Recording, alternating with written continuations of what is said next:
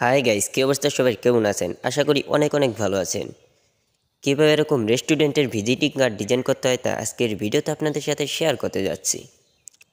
Visiting কার্ডটি design করার জন্য আমাদের পিক্সেল নামক একটি অ্যাপ্লিকেশনের প্রয়োজন পড়বে, যার লিঙ্ক ভিডিও ডিসক্রিপশন বক্সে দেওয়া আছে। আপনারা সেখান থেকে অ্যাপ্লিকেশনটি খুব সহজেই ডাউনলোড করে নিতে পারেন, অথবা গুগল প্লে স্টোরে গিয়ে পিক্সেল লিখে সার্চ করলে আপনারা অ্যাপ্লিকেশনটি পেয়ে যাবেন। দ্বিতীয়ত আমাদের একটি পিএলপি ফাইলের প্রয়োজন পড়বে। পিএলপি ফাইলটি ডাউনলোড করার জন্য 6টি সংখ্যার একটি পাসওয়ার্ড প্রয়োজন পড়বে। পাসওয়ার্ডটি পুরো ভিডিও জুড়ে দেওয়া আছে, আপনারা পুরো ভিডিওটি মনোযোগ সহকারে দেখলে এই পাসওয়ার্ডগুলো পেয়ে যাবেন। তাহলে চলুন ভিডিওটি শুরু করা যাক। ভিডিওটি শুরু করার আগে একটি কথা না বললেই নয়, আপনি যদি এই চ্যানেলের নতুন দর্শক হয়ে থাকেন তাহলে এখনই চ্যানেলটি সাবস্ক্রাইব করে পাশে থাকা অল নোটিফিকেশনটি অন করে দিন। আর যদি অলরেডি সাবস্ক্রাইব করে থাকেন তাহলে অসংখ্য অসংখ্য ধন্যবাদ।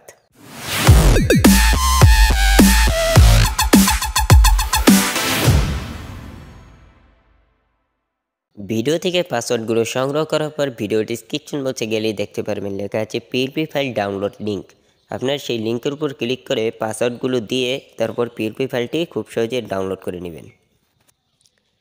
তো পিএলপি ফাইলটি ডাউনলোড করা হয়ে গেলে আমরা চলে যাব পিক্সেল অ্যাপে। পিক্সেল অ্যাপে আসার পর আমাদের মাঝে ঠিক এরকম একটি ইন্টারফেস শো করবে।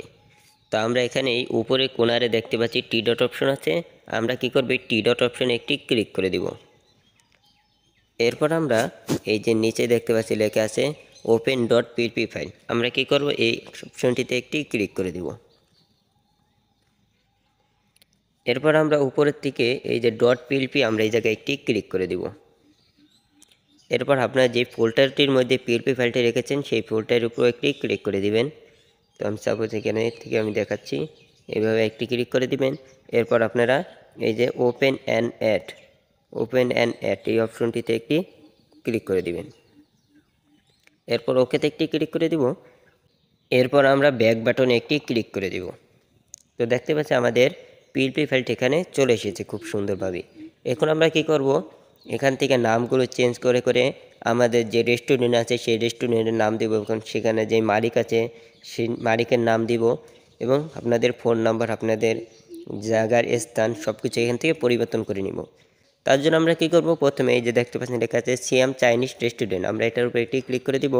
এরপর আমরা এখান থেকে এই সিয়ামটি কেটে দিব। এরপর আমি এখানে লিখে দিব মায়ের দোয়া চাইনিজ রেস্টুরেন্ট। এরপর ডানে ক্লিক করে দিব, ওকেতে ক্লিক করে দিব। দেখতে পাচ্ছেন চলে এসেছে। এরপর আমরা এখানে বড় করে আমরা এটাকে উপরে বসিয়ে দিব। এরপর আমরা কি করব, এখান থেকে এই যে নামটি চেঞ্জ করে দিব। নামের উপর একটি ক্লিক করব, এরপর নামের উপর আবার ডাবল ট্যাপ করে দিব। এরপর আমরা এখান থেকে এই নামটি কেটে দিব। এরপর আপনাদের মন মতো একটি নাম লিখে নেবেন।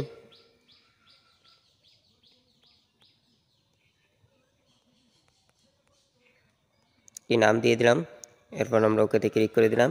দেখতে পাচ্ছেন আমাদের এখানে চলে এসেছে আবির হাসান। এরপর আপনারা এখান থেকে এই যে ফোন নাম্বারে ক্লিক করে ফোন নাম্বারগুলো চেঞ্জ করে নেবেন।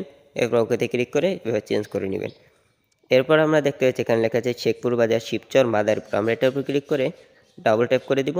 এরপর আমরা এখান থেকে এটাকে কেটে আপনাদের যেই স্থান আছে সেই স্থানের নামগুলো লিখে দিবেন। লেখা হয়ে গেলে ডানে একটি ক্লিক করে দিব।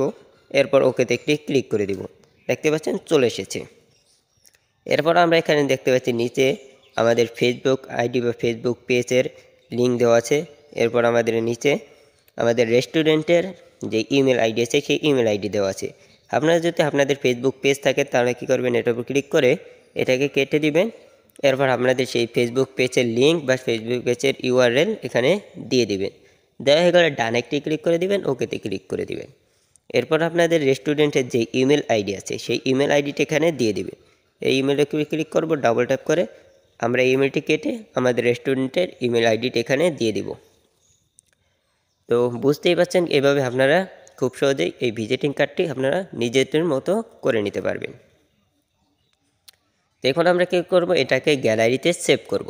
গ্যালারিতে সেভ করার জন্য আমরা এই যে উপরের থেকে এই যে শেয়ার অপশন আছে, আমরা এই শেয়ার অপশনে একটি ক্লিক করে দিব। এরপর আমরা এই যে কন্ট্যাক্টস আছে এই কন্ট্যাক্টসের উপর একটি ক্লিক করে দিব। এরপর আমরা এগুলোকে উপরের দিকে তুলে একেবারে নিচেরটা সিলেক্ট করে দিব। এরপর আমরা এই যে সেভ টু গ্যালারি লেখা আছে এখানে একটি ক্লিক করে দিব। এরপর কিছু সময় লোডিং নিয়ে আমাদের এটা গ্যালারিতে সেভ হয়ে যাবে।